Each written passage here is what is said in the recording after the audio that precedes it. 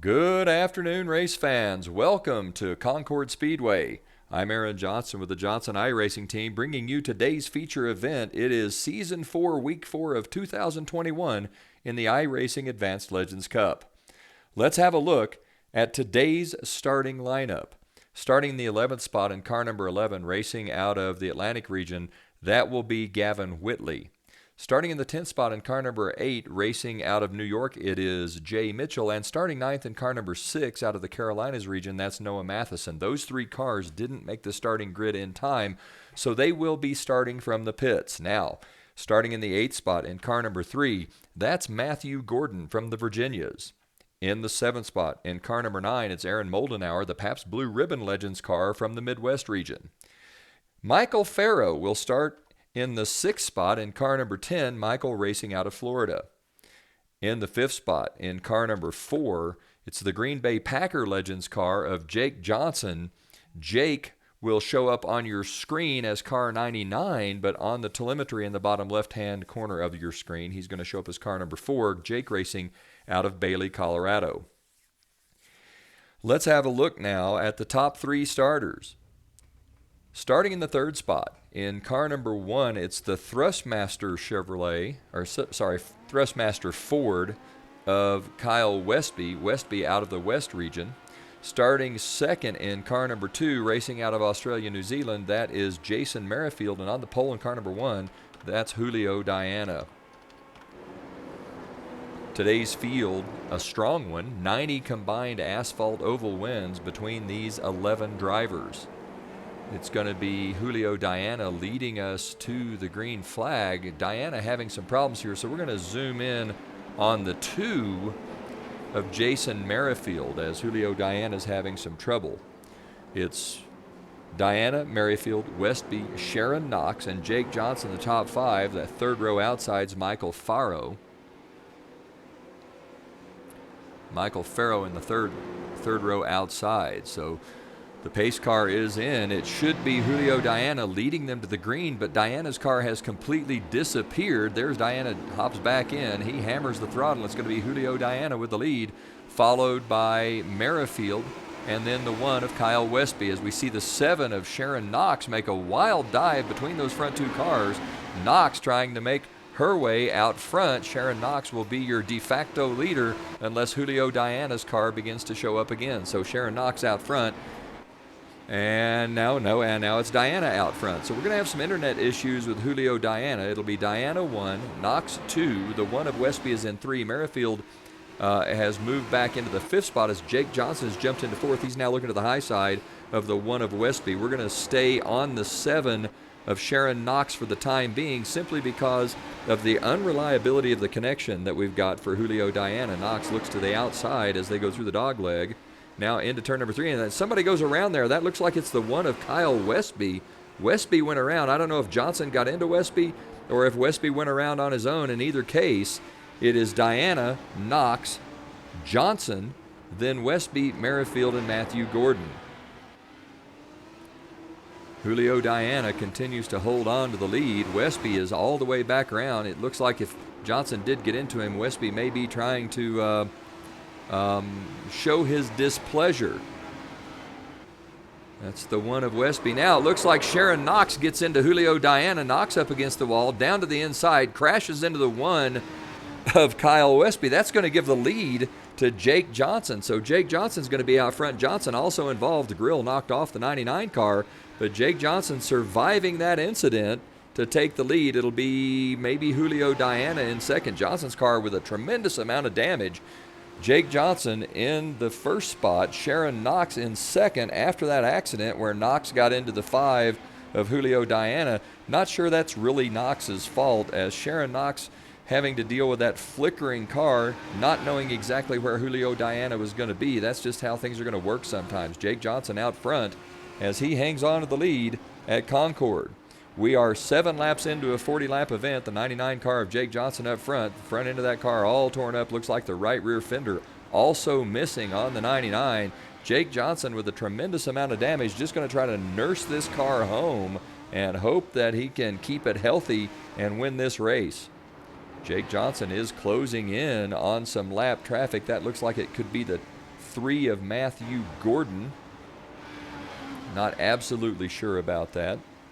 Julio Diana has dropped all the way back into the 6th spot now after getting into that incident. That's Diana and the 2 of Merrifield. Those are the cars just ahead of Jake Johnson. So Johnson closing in on lap traffic. Those 2 cars, the last 2 cars on the lead lap, as Kyle Westby, Noah Matheson, Jay Mitchell, and Gavin Whitley have all retired from the event. We are 10 laps in. 8 cars remain. No, 7 cars remain on the speedway. As we see a spin there, that looks like it might have been Michael Farrow that went around. We got the lapped car of Merrifield looking to the inside of Diana as Jake Johnson closes on both cars. Johnson's there working on lap traffic. The 5 heavily damaged. Johnson to the inside of the 5 of Julio Diana. Diana very dangerous right now. The flickering is pretty severe. If it were just a little flicker, you can deal with that. But Diana's car just disappears for seconds at a time, making it very difficult to race. Johnson stays back some distance from these 2 cars, trying to play it safe, as lap traffic can really be difficult.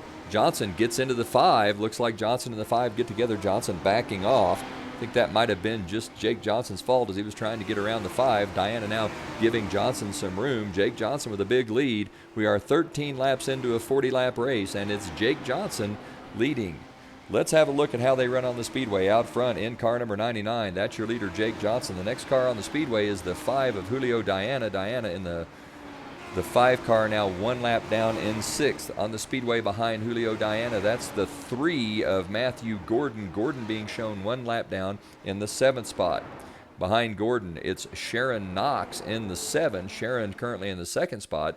Then behind Sharon Knox, looks like the next car on the, well, we're back around to Jake Johnson. That just doesn't make any sense at all. So I don't know what's going on here, as we're really struggling to get back and have an internet connectivity issues here. So I don't know what's going on with our internet issues, but let's try this again. 2nd car on the speedway is the 5 of Julio Diana. Behind Diana, the next car being shown on the racetrack, that's the 3 of Matthew Gordon. Gordon 1 lap down in 7th.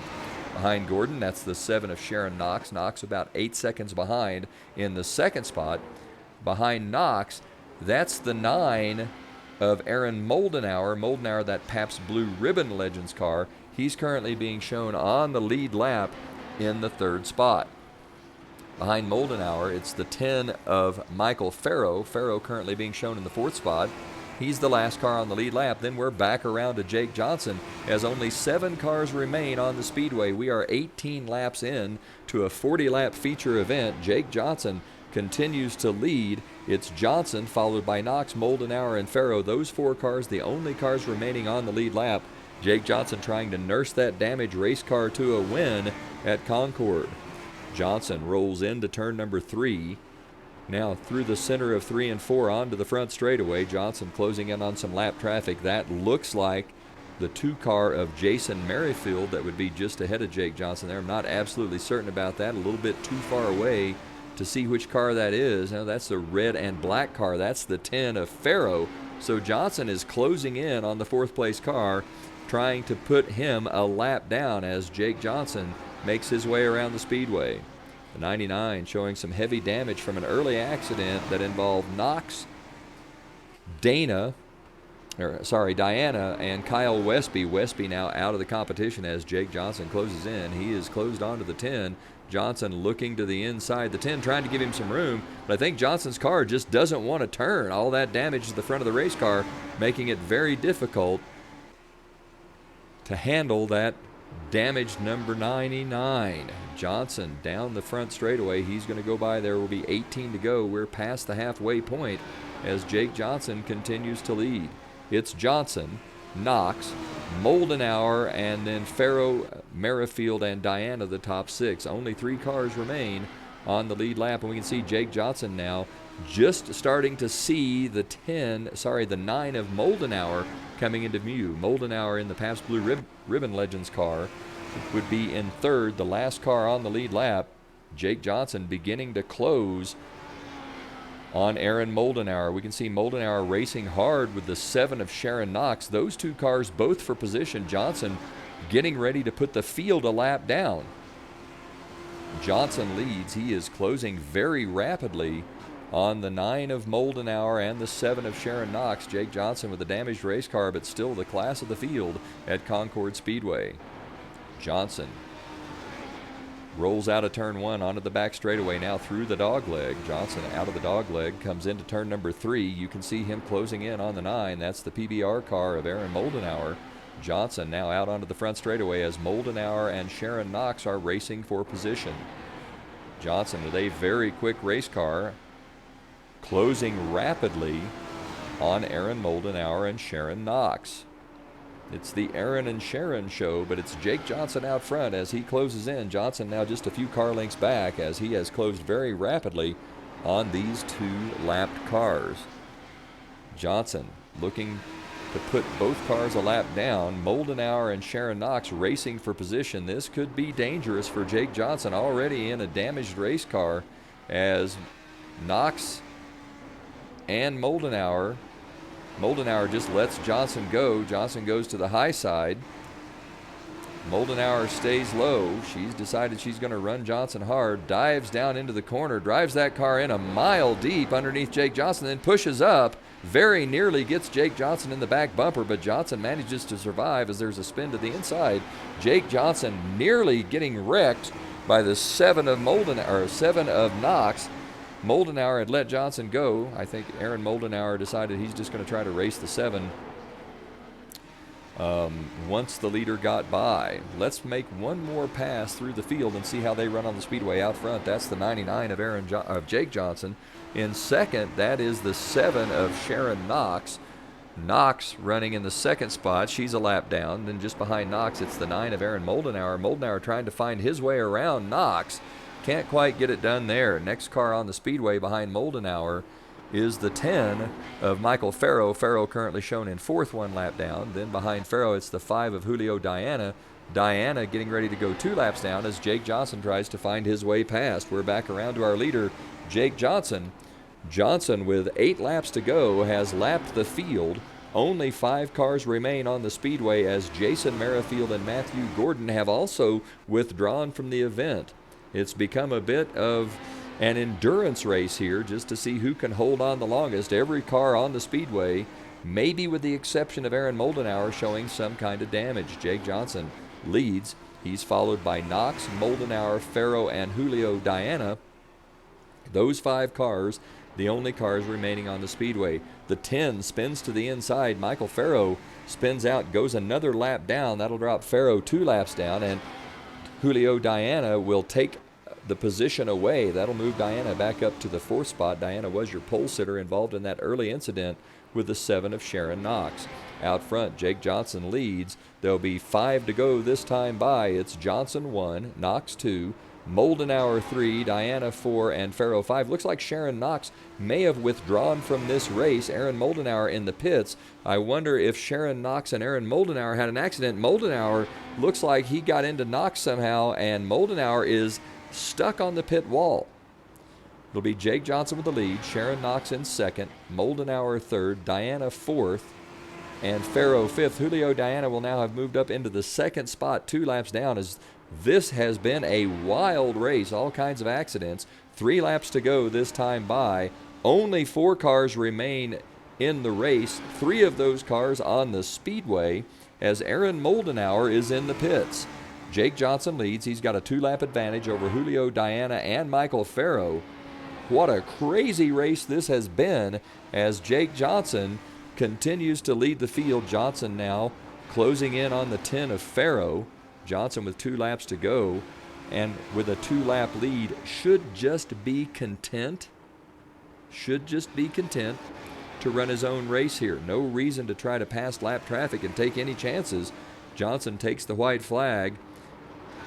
Michael Farrow giving Johnson plenty of room. He's going to go by on the inside. Jake Johnson drives the car past Michael Farrow. He's going to go into turn number 3 now through the center of 3 and 4 out onto the front straightaway. Johnson will take the checkered flag and grab the win at Concord. My goodness, what an insane race that was. All kinds of damage, accidents all over the place. We saw an early accident that involved the pole sitter with Sharon Knox. Then later it looked like Knox and Moldenauer got together, with Moldenauer ending up on top of the pit wall. That'll do it from Concord. Jake Johnson going to take the win. Julio Diana will be second. Michael Farrow in third, Moldenauer fourth. Sharon Knox will finish fifth with Jason Merrifield sixth, Matthew Gordon seventh, Kyle Westby eighth, Noah Matheson ninth, and Jay Mitchell rounding out the top 10. It's a crazy race, but Jake Johnson takes the win from Concord. For the Johnson iRacing team on the Johnson iRacing Network, this is Aaron Johnson saying, go fast, turn left, have fun.